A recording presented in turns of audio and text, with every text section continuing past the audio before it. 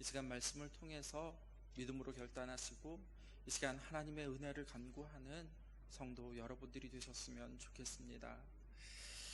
우리는 지난번 시간에 창세기 15장 1절에서 7절의 말씀을 통하여서 두려움 가운데 있던 아브라함을 친히 찾아오셔서 위로하여 주시고 그리고 후손을 약속해 주시는 하나님에 대하여서 함께 말씀을 나누어 보았습니다.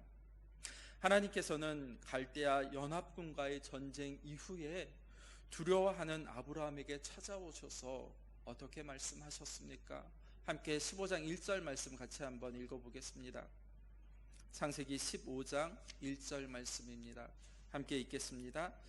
이후에 여호와의 말씀이 환상 중에 아브라함에게 임하여 이르시되 아브라함아 두려워하지 말라. 나는 내 방패요 큰 상급이니라. 아멘.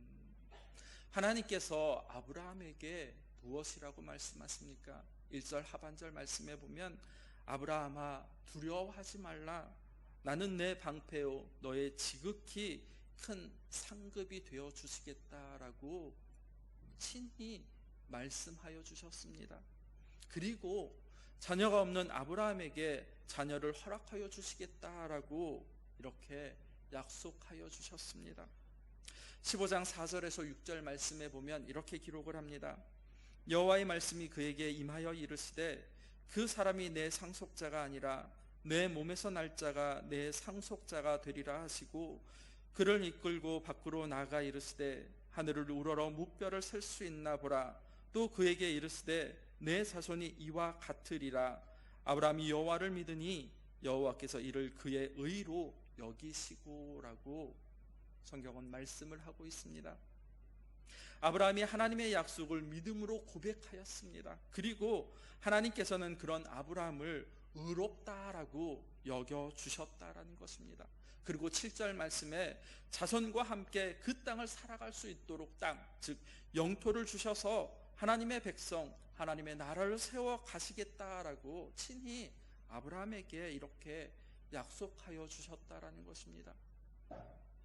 오늘은 하나님께서 아브라함에게 이렇게 주신 그 약속을 친히 이루어 주실 것을 약속하시면서 이제 아브라함과 함께 언약을 체결하는 것에 대해서 함께 말씀을 살펴보려고 합니다. 하나님께서는 아브라함에게 후손에 대한 언약과 함께 이제 땅에 대한 언약을 주시자 아브라함이 어떻게 반응하였습니까? 함께 8절 말씀 같이 한번 읽어보겠습니다. 창세기 15장 8절 말씀입니다. 함께 읽겠습니다. 그가 이르되 주 여호와여 내가 이 땅을 소유로 받을 것을 무엇으로 알리이까? 아멘. 7절 말씀에 분명히 땅을 약속으로 주시겠다라고 아브라함에게 약속하셨습니다. 그런데 아브라함이 8절에 무엇이라고 지금 고백을 하고 있습니까? 내가 이 땅을 소유로 받을 것을 무엇으로 도대체 알 수 있습니까? 라는 것입니다. 이 말은 한마디로 말하면 하나님께서 아브라함에게 주신 그 약속을 반드시 이루시겠다라는 것을, 아니 그 증거를 지금 당장 보여달라라고 아브라함이 말하고 있는 것입니다.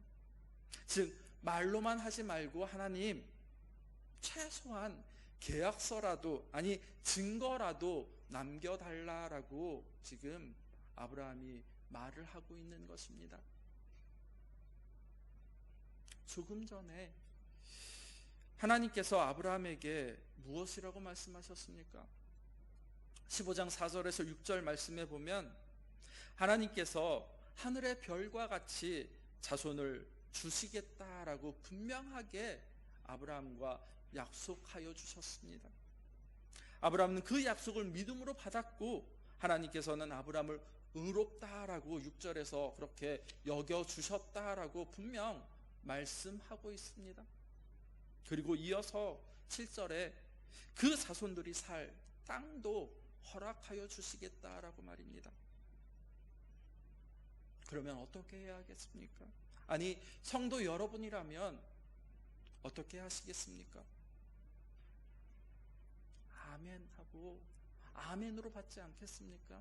감사합니다라고 그렇게 해야 할 것 같은데, 아브라함은 엉뚱하게도 땅을 주시겠다고요? 아니, 말로만 하지 말고 분명한 증거를 보여달라라고 지금 15장 8절에서 말씀하고 있는 것입니다. 이런 아브라함의 모습이 때로 보기에 따라서 불신앙으로 보여질 수 있습니다. 그러나 결코 그렇지 않다라고 지난번에도 말씀을 드렸습니다. 왜냐하면 우리의 믿음은 맹목적인 것이 아니기 때문에 그러합니다. 성도 여러분, 참된 믿음은 하나님 앞에서 끊임없이 묻는 그러한 믿음입니다. 우리가 하나님 앞에서 끊임없이 물어야 하는 그 이유는 믿지 못해서가 아니다라는 것입니다. 그것은 바로 하나님께서 말씀하시는 것이 무엇인지를 온전하게 바르게 깨닫고 그리고 이해하기 위해서다라는 것입니다. 물론 우리가 하나님을 믿는 것은 이해하기에 믿는 것은 아닙니다. 그럼에도 불구하고 우리는 하나님께서 말씀하시는 것이 무엇인지, 그리고 그 약속하신 내용이 무엇인지에 대해서는 구체적으로 이해하고 그리고 깨달아 알아가야 한다라는 사실입니다. 그리고 이해하였다면, 아니 알기 위해서는 끊임없이 질문하고 기도해야 한다라는 것입니다. 하나님께서는 아브라함에게 이렇게 말씀하셨습니다. 7절 말씀에 나는 이 땅을 내게 주어 유업으로 삼게 하려고 너를 갈대아 우르에서 이끌어낸 여호와다라고 말입니다. 그렇다면 하나님께서 아브라함을 갈대아 우르에서 하란으로 그리고 이곳으로 이끌어내신 이유가 진정으로 무엇이겠습니까? 그 이유는 바로 가나안 땅을 주시기 위함이다라고 말씀하여 주고 있습니다. 그런데 문제는 가나안 땅은 무주공산, 즉 주인이 없는 땅이 아니다라는 사실입니다. 그 땅은 이미 가나안 7개 족속이 차지하며 삶을 살아가고 있는 그런 땅이었습니다. 더욱이 그들은 하나같이 기골이 장대하고 그리고 강성한 자들이었다라고 민수기는 말씀을 하고 있습니다. 그들이 정신이 나가지 않는 한은, 아니 자신들이 터잡고 그리고 삶을 살아가고 있는 이 땅을 아브라함이 차지하도록 그렇게 내버려 두지는 않을 것이다라는 것입니다. 그렇다고 해서 아브라함이 정당한 이유도 없이 힘으로 싸움으로 그 땅을, 아니 가나안을 차지할 수도 없었다라는 사실입니다. 왜냐하면 힘으로 그 땅을 차지하는 것은 세상 나라들이 하는 방법이었기 때문입니다. 아브라함은 하나님께서 선택하시고 불러낸 사람이기 때문에 결코 그런 세상적인 방법, 세상적인 그러한 것으로 그 땅을 차지할 수는 없었다라는 사실입니다. 더욱이 하나님께서 땅을 주시겠다고 이렇게 말씀하시면서 구체적으로 그 시기를 정한 것도 아니었습니다. 그저 막연하게 땅을 주시겠다라고 말씀하셨을 뿐입니다. 그런 상황이다 보니 아브라함의 입장에서 보면 도대체 그때가 하나님 언제입니까? 라고, 아니 그 말씀을 어떻게 하나님 믿을 수가 있습니까? 라고 이렇게 하나님께 묻지 않을 수 없었다라는 사실입니다.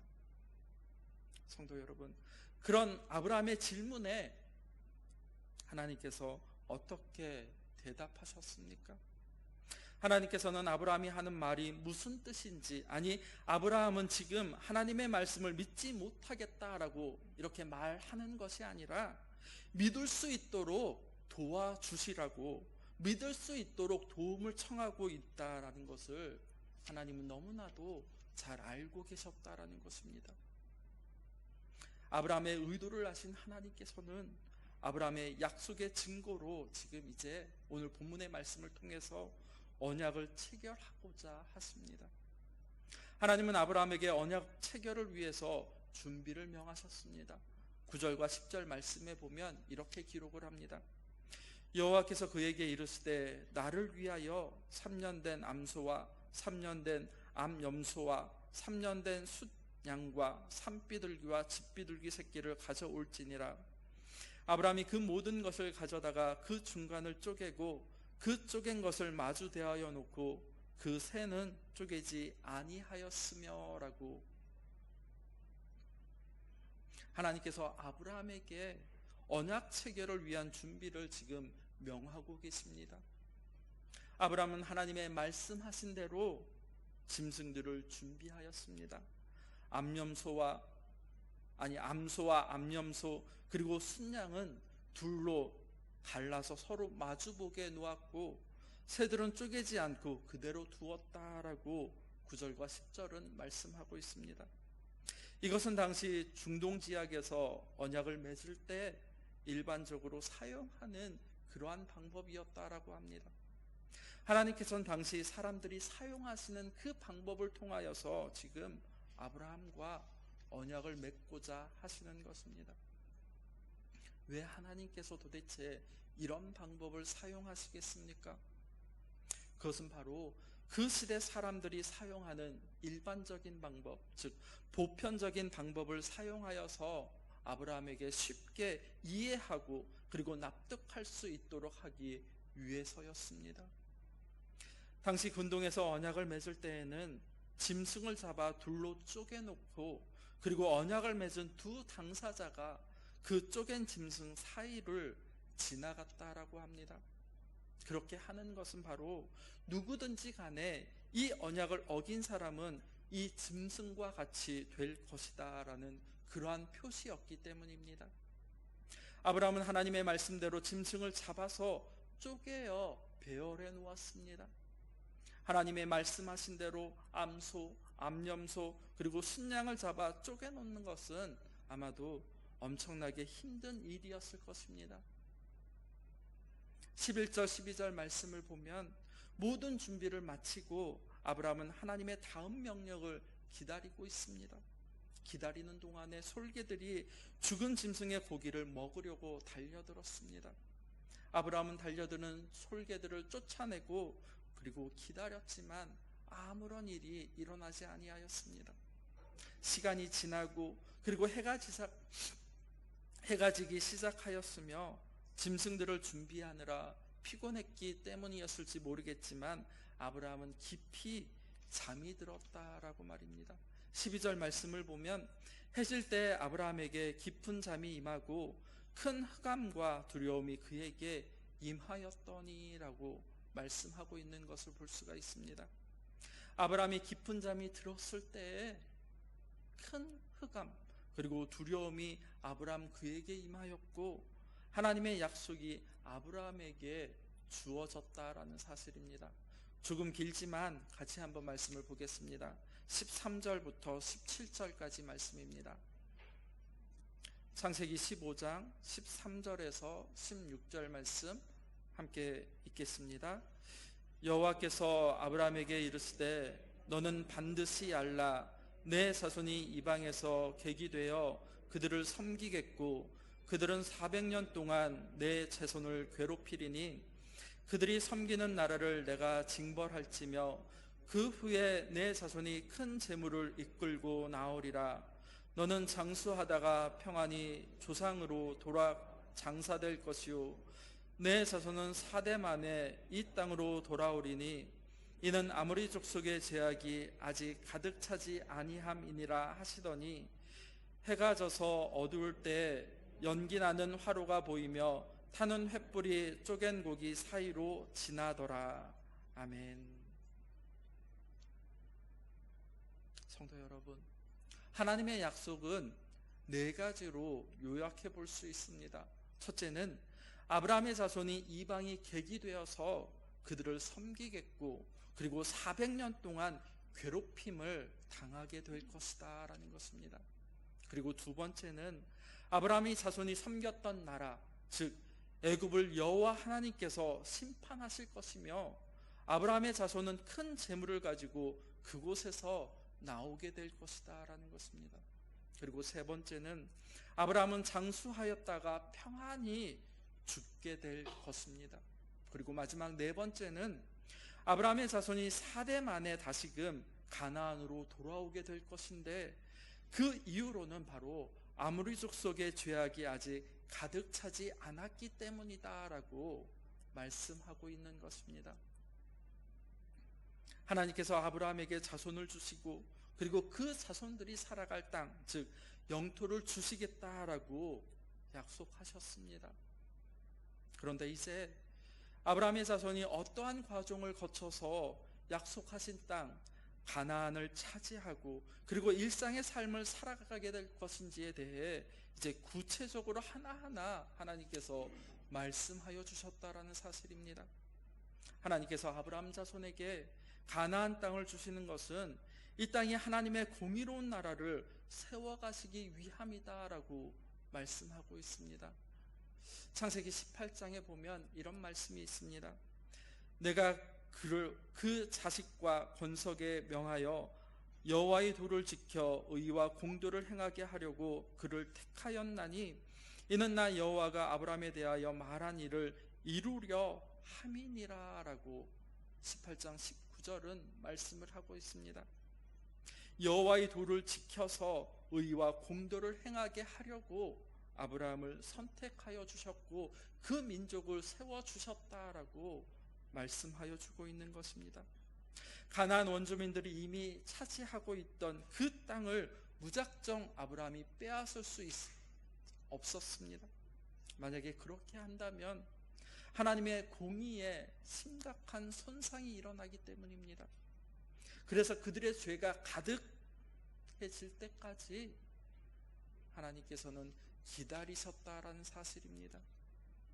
그리고 그렇게 기다리는 기간이 무려 400년, 즉 4대에 걸쳐 그렇게 하였다라는 사실입니다. 아브라함의 자손 이스라엘은 이방 민족 아래 고난 가운데 있으면서 훈련을 받게 되었습니다. 실질적으로 아브라함의 후손들은 요셉이 총리로 있는 애굽에 내려가 430년 동안 다시 가나안으로 귀국하게 되어졌습니다. 우리가 잘 알고 있듯이 야곱과 함께 내려간 민족, 내려간 숫자가 70여 명이었습니다. 그런데 돌아올 때에는 장장만, 즉 남자만 60만 명이 넘는 그러한 인구였습니다. 즉 전체 인구로 하면 최소 200만 명이 넘는 민족이 되어졌다라는 사실입니다.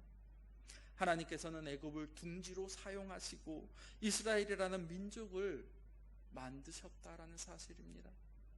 그리고 그 언약을 하나님께서 친히 이루어 주실 것이다 라고 지금 약속의 표시로 하나님께서는 횃불과 같은 모양으로 그 쪼갠 고기 사이를 지나가셨다라고 17절은 말씀하고 계십니다.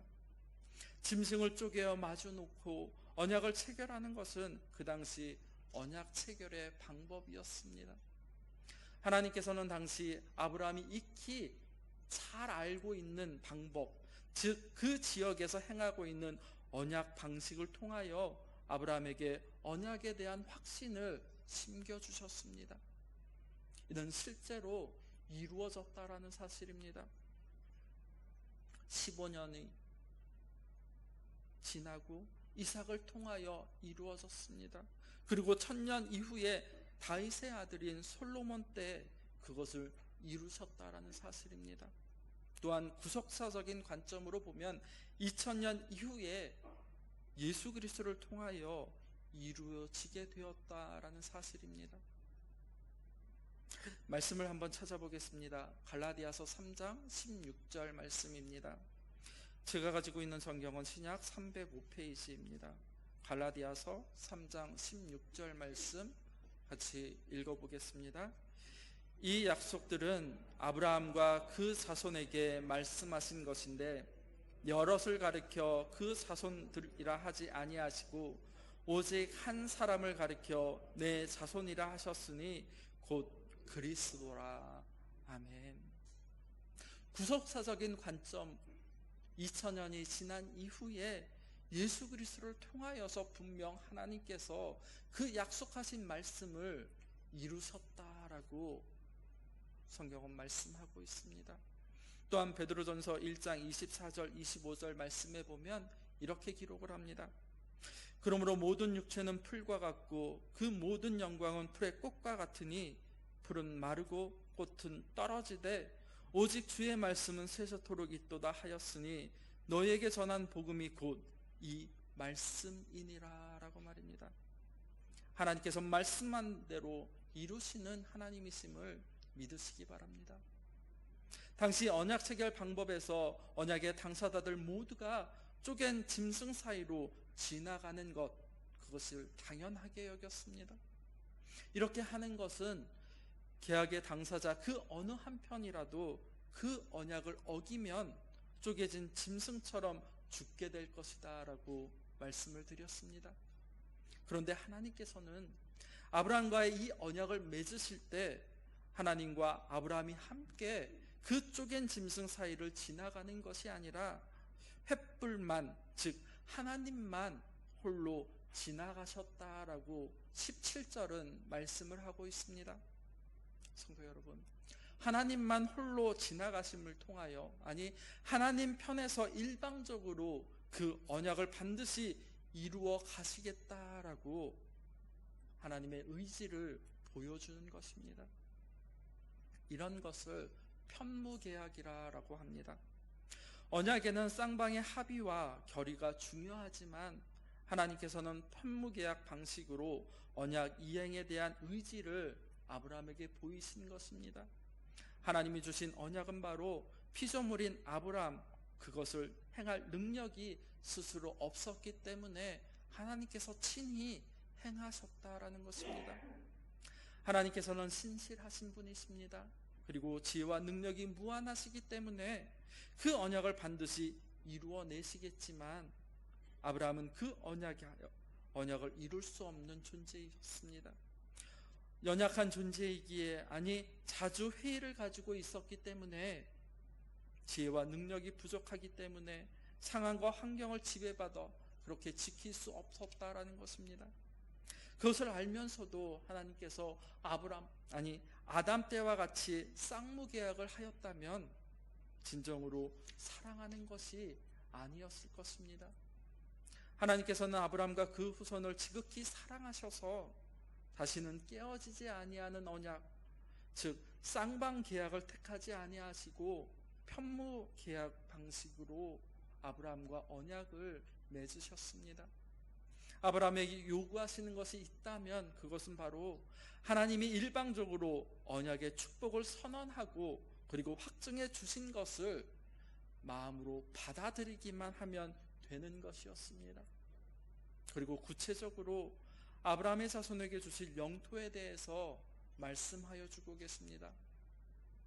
창세기 15장 18절 이하의 말씀을 보면 내가 이 땅을 애굽 강에서부터 큰 강 유브라데까지와 겐 족속과 그나스 족속과 감문 족속과 헷 족속과 브리스 족속과 르바 족속과 아모리 족속과 가나안 족속과 기르가스 족속과 여부스 족속의 땅이다라고 분명하게 말씀하여 주셨습니다.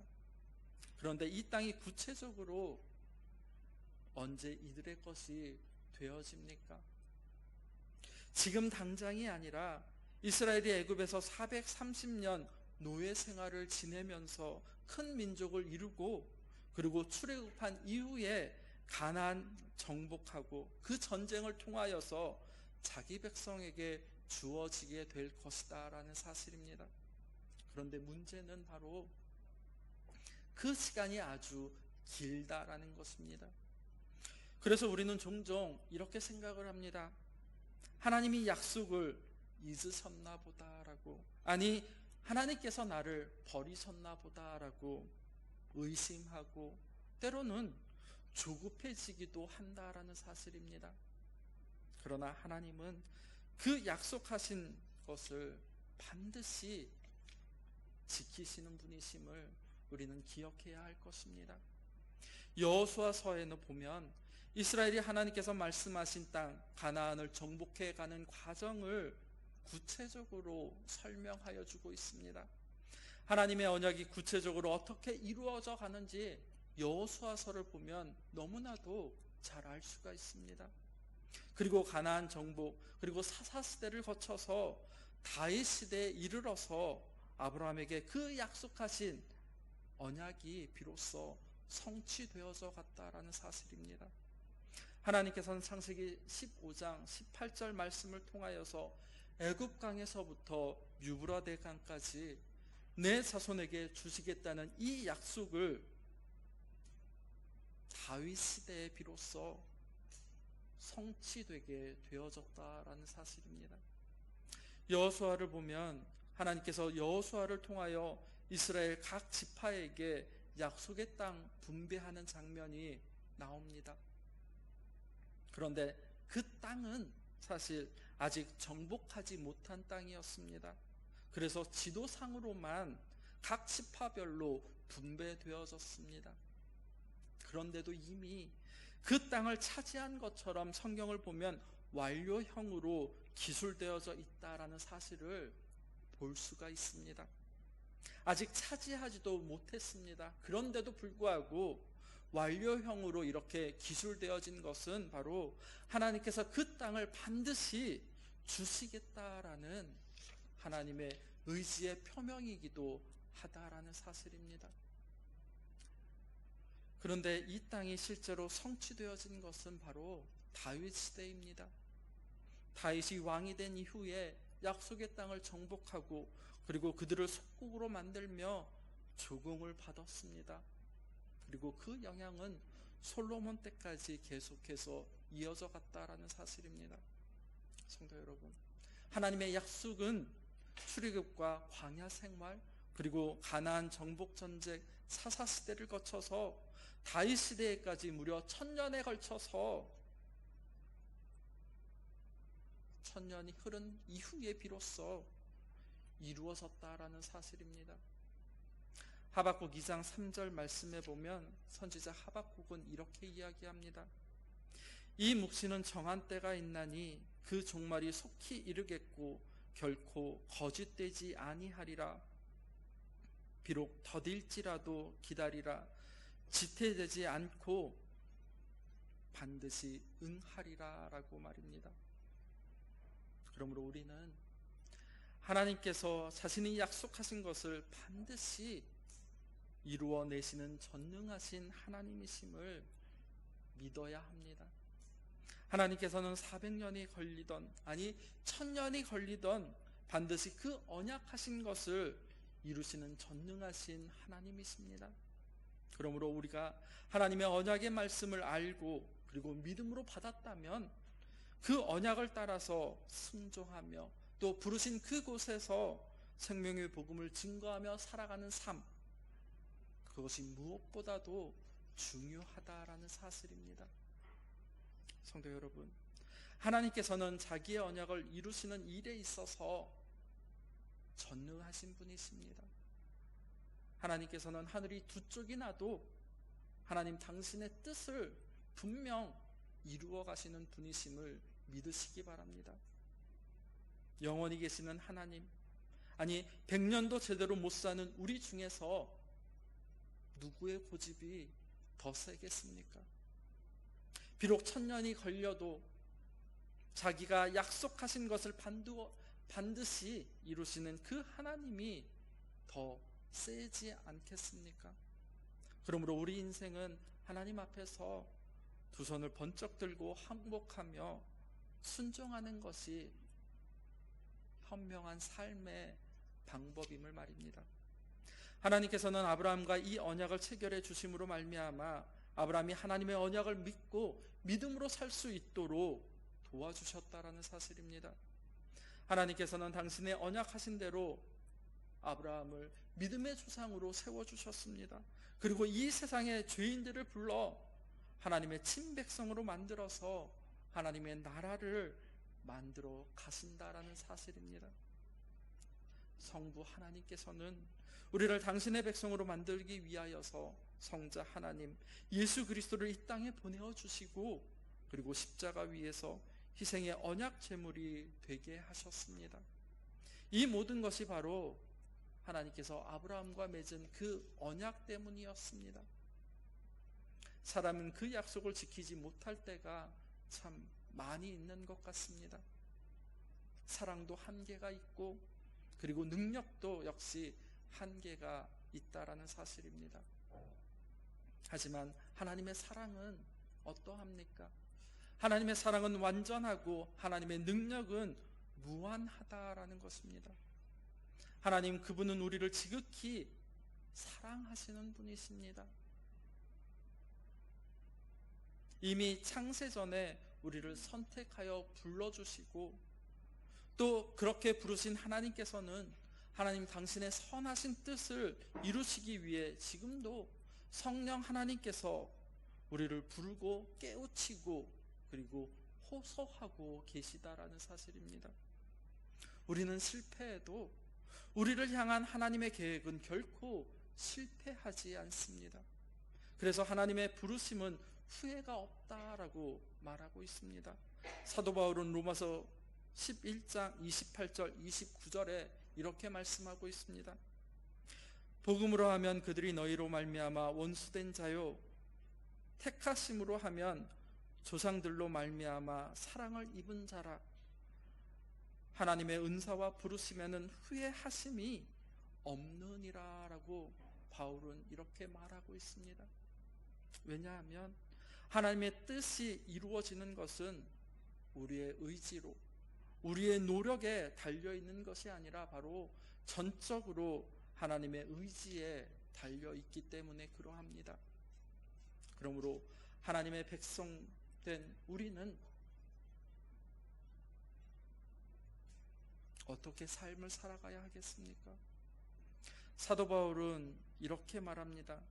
로마서 14장 8절 말씀에 보면, 우리가 살아도 주를 위하여 살고 죽어도 주를 위하여 죽나니 그러므로 사나 죽으나 우리가 주의 것이로다 라고 말입니다. 하나님의 백성된 우리는 나 같은 죄인을 위하여 십자가에서 보혈을 흘리신 주님의 사랑에 감격하여 이제 나를 위하여 우리의 삶을 살아가는 것이 아니라 주님을 위해 살겠다라고, 이제 살아도 주를 위해 살고 죽어도 주를 위해 죽겠다라고 이렇게 고백하며 하나님께 나아가게 되어진다라는 사실입니다. 성도 여러분, 이것은 오직 은혜로만, 오직 믿음으로만 구원을 받고 하나님의 언약 백성의 마땅한 반응이기도 합니다. 성령 하나님께서 우리에게 한없는 은혜를 베풀어 주셔서 아브라함의 언약을 주시고 그 언약을 이루어 주신 하나님께서는 오늘 우리의 하나님 되심을 분명히 깨달아 알아가셨으면 좋겠습니다. 언약을 이루시는 하나님을 믿는 믿음 안에서 오늘 하루도 언약의 말씀을 따라 생명의 복음을 삶 속에서 드러내며 그렇게 살아가는 성도 여러분 모두가 되기를 예수님의 이름으로 기도드립니다. 기도하겠습니다. 말씀하신 것을 이루시는 아버지 하나님, 우리의 연약함을 아시고 또 우리 스스로 구원을 성취해 갈 수 없음 또한 아심, 그래서 예수 그리스도를 이 땅에 보내주심 감사를 드립니다. 말씀하신 바를 이루시는 하나님에 대한 그 믿음을 더하여 주시고 하나님의 크신 은혜와 주님의 사랑 안에서 감사하며 날마다의 삶을 살아갈 수 있도록 성령님 우리를 이끌어 주시옵소서. 예수님의 이름으로 기도드립니다. 아멘.